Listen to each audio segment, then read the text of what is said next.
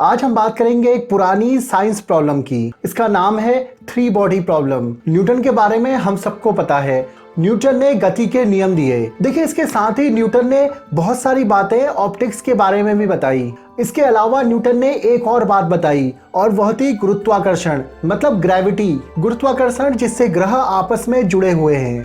इसी गुरुत्वाकर्षण की वजह से पृथ्वी सूरज का चक्कर काट रही है। देखिए, न्यूटन के नियमों के हिसाब से ऐसा फॉर्मूला बनाना तो बहुत आसान था जिससे किन्हीं दो स्पेस बॉडीज के पथ और रफ्तार का पता लगाया जा सके। देखिए, ग्रहों की गति या फिर हम कहें ग्रहों की मूवमेंट के बारे में न्यूटन के साथ साथ जोहानस केपलर ने भी अपने नियम दिए। देखिए, मामला तब उलझने लगता है जब किन्हीं दो ग्रहों के बीच में एक थर्ड स्पेस बॉडी आ जाती है। देखिए, इसी थ्री बॉडी प्रॉब्लम के ऊपर नेटफ्लिक्स में एक सीरीज भी आई हुई है। इस सीरीज में एक ग्रह की कल्पना की गई है जिसके 3 सूरज हैं। देखिए, ये तीनों सूरज अपनी अपनी गति और चाल के अनुसार घूम रहे हैं और इन ग्रह में रहने वाले लोग इन तीनों सूरजों की चाल का पता लगाने में लगे हैं। देखिए, इसके बाद इन तीनों सूरज के भविष्यों की बहुत सारी कल्पनाएं की जाती हैं, लेकिन हर भविष्य में उस सूरज के कारण ग्रह की तबाही निश्चित होती है। देखिए, तीनों सूरज हर एक कल्पना में इस ग्रह में तबाही ही लाते हैं। देखिए, इसका मतलब है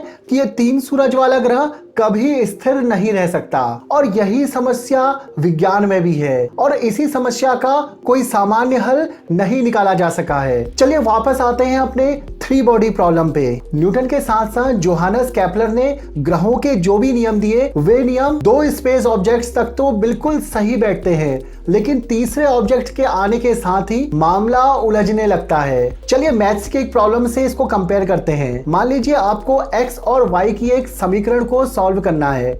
इसमें अगर आपको x का मान पता हो तो आप y का मान आराम से निकाल लेंगे। इस x और y वाली समीकरण में अगर x का मान पता हो और ये पता हो कि x और y के बीच में संबंध क्या है तो बड़ी आसानी से हम y की वैल्यू का भी पता लगा सकते हैं। अब यही मामला दो स्पेस बॉडीज के भी ऊपर डिपेंड करता है और गणित के इस नियम के हिसाब से हम दो बॉडीज के पथ की गणना कर सकते हैं और मैथ्स की भाषा में इसे एनालिटिकल एक्सप्रेशन कहा जाता है। देखिए, थ्री बॉडी प्रॉब्लम्स में आपके मन में एक सवाल आ रहा होगा कि 3 ही क्यों? वास्तव में हमारे यूनिवर्स में 3 से बहुत ज्यादा ग्रह हैं और ये सारे ग्रह अपने अपने गुरुत्वाकर्षण के कारण एक दूसरे पर असर डालते हैं और एक दूसरे के ऊपर लगने वाला ये गुरुत्वाकर्षण बल इनकी पथ और इनके गति को प्रभावित करता है। देखिए, इसकी वजह से होता यह है कि x और y वेरिएबल के साथ साथ अन्य बहुत सारे वेरिएबल भी जुड़ जाते हैं। अब सिस्टम में शामिल होने वाले इतने सारे वेरिएबल्स की गणना करना बहुत मुश्किल हो जाता है। ये इतना कॉम्प्लेक्स हो सकता है, इसको एक एग्जांपल से समझते हैं। 2009 में एक प्रयोग किया गया। इसमें सूरज और बुध ग्रह की दूरी को मात्र 1 मिलीमीटर कम कर दिया गया। यहाँ पे करोड़ों किलोमीटर की दूरी में से मात्र 1 मिलीमीटर दूरी कम की गई और इस प्रयोग के लिए एक कंप्यूटर का प्रयोग किया गया। इस प्रयोग में हमारे सौरमंडल के ग्रहों की रफ्तार, ग्रहों के बीच की दूरी और ये सारे आंकड़े डाले गए। देखिए, सब कुछ बिल्कुल सेम डाला गया सिवाय एक चीज के,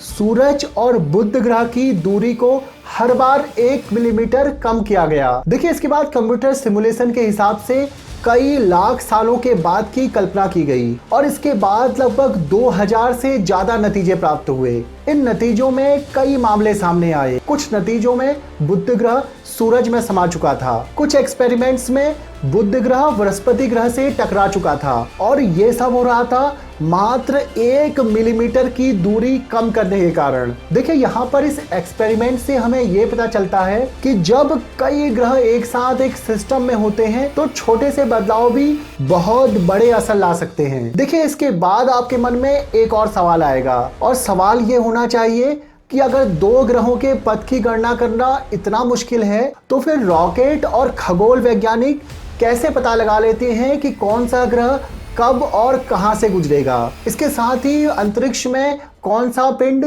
कहां पर होगा? और इस सवाल का जवाब भी है। देखिए, सारी गणनाएं संभावित होती हैं और वो भी एक सीमा तक, और ये सारी गणनाएं की जाती हैं एक शक्तिशाली कंप्यूटर की मदद से। कई पिंड वाले यूनिवर्स की हर एक पिंड की जानकारी और दूरी वो भी निश्चित समय के साथ करना बहुत ही ज्यादा मुश्किल है। चलिए अब बात करते हैं कि आखिर इनके पथ का अनुमान लगाया कैसे जाता है। देखिए, इन खगोलीय पिंडों के लाखों सालों के पथ का अंदाज लगाना मुश्किल होता है, लेकिन इनके पाथ को छोटे छोटे टुकड़ों में बांट दिया जाता है और फिर उन छोटे छोटे टुकड़ों का यूज करके हम इनकी चाल का पता लगा सकते हैं। इसके बाद अगर 3 पिंड हैं और उनमें से 2 पिंडों का भार बहुत ज्यादा है और इसके कंपैरिजन में तीसरे ऑब्जेक्ट का भार कम है, तो हम इन तीनों ऑब्जेक्ट को केवल 2 ही ऑब्जेक्ट मानते हैं। जैसे एग्जाम्पल के लिए सूरज, धरती और धरती के इर्द गिर्द घूमता एक सैटेलाइट। इस सिनेरियो में हम इन 3 पिंडों को 3 न मानकर केवल 2 मानते हैं और इसे 2 बॉडी सिस्टम समझकर इसके पाथ को ऑब्जर्व कर लिया जाता है। देखिए, इसका एक और तरीका है कि हम बहुत सारे सिस्टम्स को अलग अलग कंसीडर करने लगे और इसके बाद उन अलग अलग सिस्टम का पाथ ऑब्जर्व कर सकते हैं। देखिए, कुल मिलाकर समस्या बहुत जटिल है और अभी तक हम केवल काम चलाने लायक गणना कर रहे हैं। देखिए, नेटफ्लिक्स की वेब सीरीज का मामला कुल मिलाकर यही है कि अगर 3 बॉडी सिस्टम फेल होने लगा और ये एक ना एक दिन फेल होगा ही, तो इसे रोकने के लिए कुछ नहीं किया जा सकता है। आज का वीडियो अगर आपको पसंद आया तो कमेंट बॉक्स में मुझे जरूर बताएं।